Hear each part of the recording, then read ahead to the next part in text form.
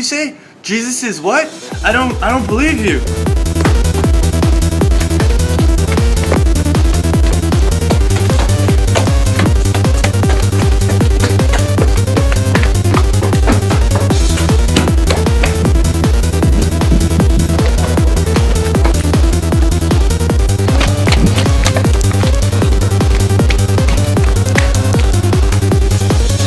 Oh wow, he's not here. Welcome to Little Jerusalem. My name is Sean Boshoff. After the death of Jesus Christ, they laid this body in the tomb, and after Mary got there, she saw that the stone had been rolled away. She ran to Peter and John and said that someone had stolen Jesus' body and that she didn't know where they took it. Now check this out. The amazing thing is, we never see the humor and culture in the Bible anymore. See, the disciple John wrote the book of John, right?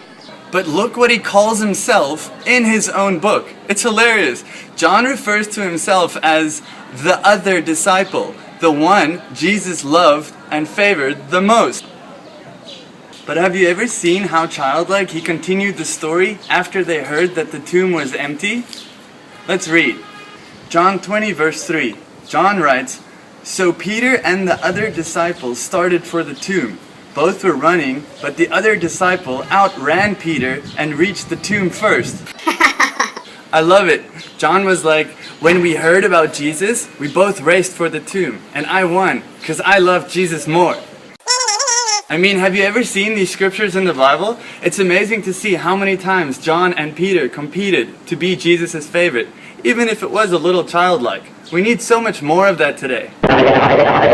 Maybe God doesn't play favorites. But the more you really try and get to know God, the more favor you will have.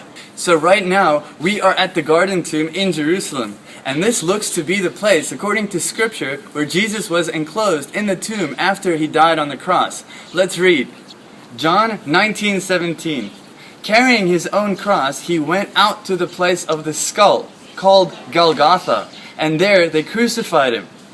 So even though today this is a central bus station, if you look at it from the front, you can see two eyes, a nose, and at the bottom, a mouth, which looks exactly like the skull.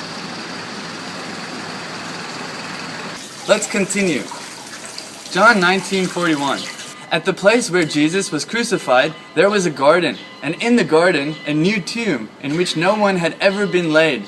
And because it was the day of preparation, and since the tomb was nearby, they laid Jesus there. This is the skull of Golgotha. This is where Jesus got crucified. And right next to it, there's a garden with a tomb. And you know what the coolest thing is about coming to the garden tomb? Is seeing that it's empty.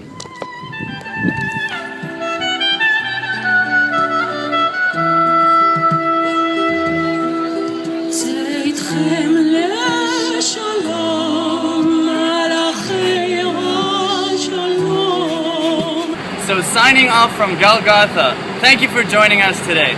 And please keep on tuning in and check out www.littlejerusalem.org.